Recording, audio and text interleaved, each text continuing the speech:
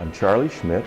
I live right here in beautiful Spokane, and I'm an artist. If I came from another planet and someone showed me all around the world, all the occupations, all the continents, and said, what would you like to be if you were going to be here for a while? I would say an American artist.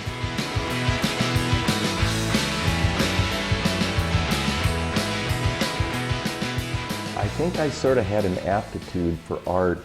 My little radish story illustrates this, that a radish seed knows how to become a beautiful radish without going to college or taking antidepressants or going to church or getting counseling or anything. It just knows how.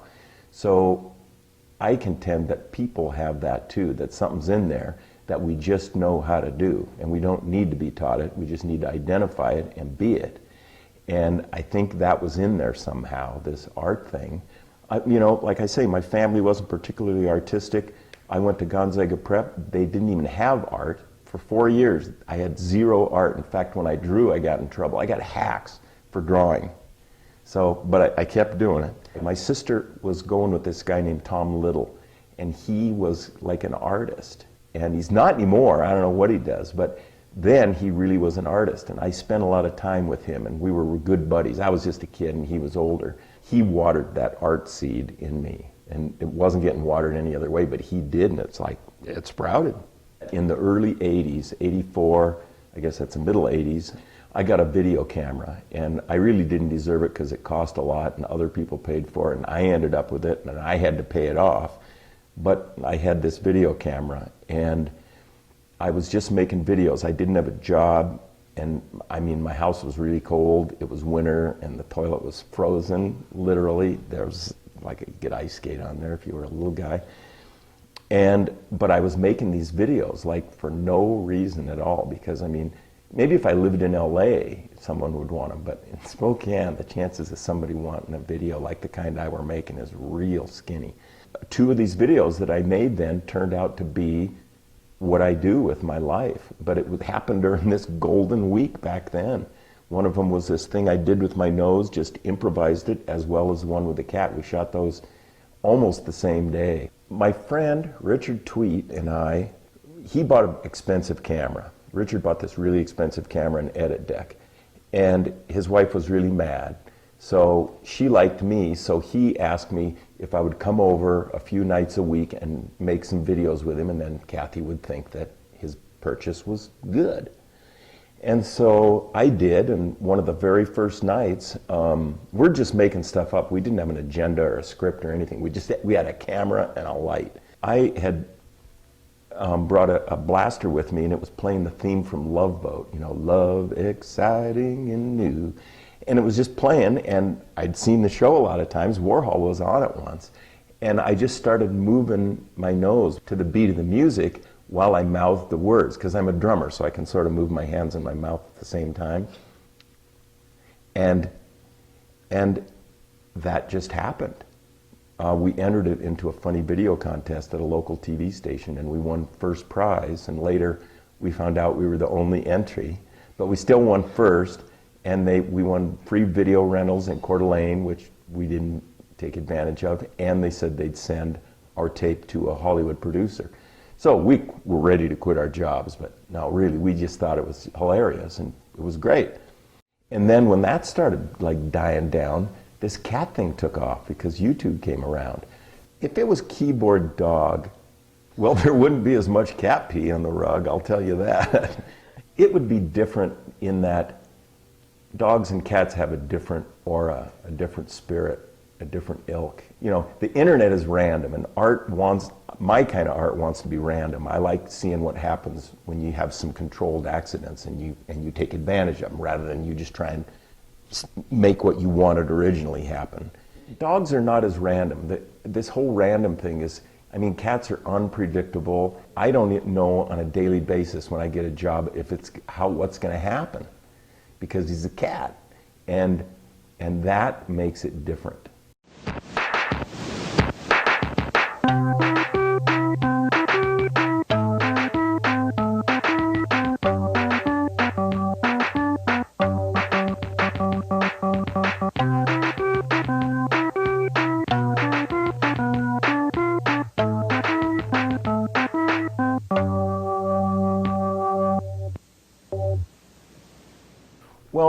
Bento, my friend the keyboard cat, was a pound cat, and we picked him up as a gesture of love and as a reincarnation of the real keyboard cat who died in the early 90s. The original video was shot in the early 80s, and so by the time it got famous, he was a goner. Then he started getting work, so I thought I better get another cat, and Bento was the cat. Oh, fame has affected my cat in many ways. Look at him. That's his life. He just sits there. Bento! Hey! Snap out of it. How do they make Starburst taste so juicy? The Juicy Dragon? They show funny videos to a giggly dragon. They laugh so hard that he cries super juicy tears, and they put him in the Starburst.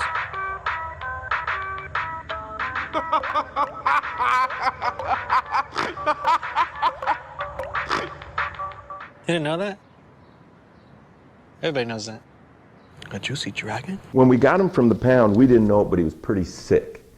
And I started making videos with him and then getting jobs, and we got a big job from Microsoft with him, and then he had one coming up for Wonderful Pistachios, but he was sick, and really sick, and so it was really hard and cost a ton of money to save him, and so that sort of changed his life, because he had one. And then when he started getting really famous, he just started at first just like laying around and just going through bags of catnip like it was nothing and drinking beers and stuff. Bento. Bento, we gotta talk, man. You got a serious problem. All you do is huff catnip all day, hit the jug. It ain't right. You can't even hold your head up anymore. This is embarrassing. But now he's come down to earth again. He's been in rehab a couple of times, and he's pretty good. Now we're just friends, and he doesn't take advantage of his fame, and so we're good. We've helped each other immensely. Years ago, it was my wife's idea, and I had a weird little animated toy and one of these stuffed cats. And she said, you should take the skin off that cat and put it on this guy and give him a little piano. So I designed the box and made it like it really existed. And then it doesn't even play the right song. It plays, look at, I mean, it's rough. And it plays, what is that? Limbo rock. So it's just completely wrong, but I made a video and put the right music to it and put it online, and like, it's almost up to 1 million hits, and about every third one was somebody wanted to order it. So we looked for a company to make it. That was hard, really hard, without getting ripped off. So then the company, Think Geek, they contacted us and said they'd take 5 cases, and we said, well, we don't even have any. And they went, what? How could it be? We saw it. So they couldn't get them, and then a few months later, they contacted us and said, if you still don't have anybody to make them, we'll do it.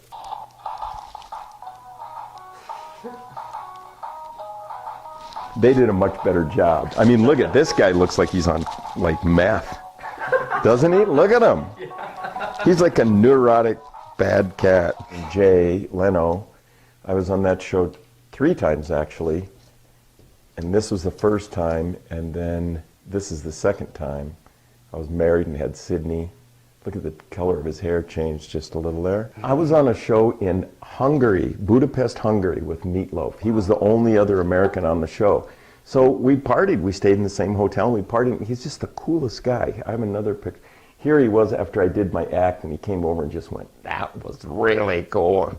Robert Crumb, he's major. He's Museum of Modern Art. He came to town and to do a lecture series, and the guy who was supposed to put him up, his house was under construction, so they said, can he stay with you? And I said, okay. So he stayed with me for 4 days. And it was in the loony bin where his sister was, and it was in an elevator, and I was an inmate of the place. See, I'm wearing kind of like a nightshirt, like a patient in a hospital, and he and I were riding in this elevator, and when we're going up, he's dressed like that, and I'm like this, and I'm just really giving him the stink eye. And I say a couple things to him, and then he kind of smiles and goes out. And it was really, everyone was cracking up. Well, you guys know this guy, Scumbag Steve. You know, the way that happened was somebody just lifted a picture from his Facebook page and started writing crap on it and like ruined his life. He was like really depressed over it because everyone would look at him and go, "You're that guy," and he wasn't getting a penny for it, and he was a scumbag. And so my manager got a hold of him, and then they started doing these really high production value rap videos because he's a rapper. Every Thursday they dropped a new music video, and they were like killer. And so all of a sudden, people see Scumbag Steve, and he's a real guy, and he's a good musician. And so it just went totally viral. I don't think the world of art will really change, because I think some people just are born to be artists, and they want to experiment, and they want to help, and they want to see what happens. They're curious. They're just curious. The tools may change. I mean, when the guys did cave paintings, they had some pigments, and now you got cameras and phones and the internet and spray paint. I mean, spray paint's pretty cool. And so I think no matter what tools come up, the spirit will be the same, and that some of it will be mainstream, and most people will go, "Oh my gosh, it's wonderful," and some of it will be fringy and really cool, and it will be difficult. And that's, I don't think those things are going to change. All of Warhol's stuff, but in particular the Soup Can series, really impresses me as being an outstanding form of modern art, because he simply changed the context of something and made a huge thing happen. If you got to get into your house by tearing off sheets of plywood and cutting holes with chainsaws, that's a lot of work. But if you can just, the guy that figured out you just put a key in there and turn it and you get in, now that's good. It takes less. And Warhol was able to just carry literally a can of soup from the A&P market to the Leo Castelli gallery and just rock the world. So it was probably the single most monumental thing, I think, in modern art for me. Andy Warhol, Thich Nhat Hanh, Andy Kaufman, the Ramones. That's really one of my favorite posters. Warhol, because he was so ahead of his time, and he really understood how to think way out of the box on using media and the news and pop culture to give people a look at themselves, which they found mighty entertaining, and he was just clever at that. He said the movie camera was so much easier than painting, because he said you just turn it on. Thich Nhat Hanh, because his philosophy of life, it's very Buddhist, is just, it's the whole story. I mean, if everyone read Thich Nhat Hanh, the place would be better. Andy Kaufman had such an effect on me because he could do very little and get a huge response, kind of like Warhol. I mean, his one where he's doing the Superman song, "Here I come to save the day." For most of his performance, he's doing nothing, and that's the funniest thing in the world. So I like to see how little I can do and how fast I can do it and how far it can go. Going full blast is a big deal for me. You get different work if you go full blast. Even if you screw up, you get different work. It's sort of like if everything is just right and all your tools are there and the place is warm and you're having a good day and you feel good and the bills are paid and everything, and you're good at what you're doing, then you turn out something called craftsmanship. And this is good, people like it. But when you're not feeling good and the bills aren't paid and you don't quite have the materials you need and you do it anyway, full blast, that's how you get style. I have a friend in New York who's an art dealer, and I asked him, what should I do? And he said, forget cats for a while and do something else. He said, you do good paintings of people that are not very likable. And I didn't even know that I had ever done a good painting, let alone one of somebody that was likable. So I figured from that I might experiment with doing bad drawings of bad people. And now this, to me, is a bad painting. It's just hideous. But that it's Lyndon Johnson, it's good, because why would a guy like me have a painting, even want a painting of Lyndon Johnson? You know, I'm not proud of it, but you see that right there? I shot him with my BB gun. I was so sure he killed Kennedy that it was in my bedroom once. I was laying on my bed and my BB gun, I just went. So then I also did, you guys will like this, I did Lee Harvey Oswald. And it just turned out that it was the week that then all this stuff is on TV. Yeah. So I put these online, and then people are going, wow, great timing, you know. It was an accident. And then I did Dick Cheney. And that's probably my favorite one. And then I did a drawing of the guy who told me to do bad drawing. So just doing stuff with my free time. And when you have free time, instead of worrying about that there's nothing to do or you don't have a customer, just start doing junk. And then you have stuff. You can't argue with your scrapbook. That's an important one. That's a Warhol line. You can't argue with your scrapbook. So make it as good as you can. My experimental sensibility affects everything I do. It isn't like my art's here and my family's here and my job is here and my security is here. It's just one big circle, and they all fit in there and hopefully turn smoothly.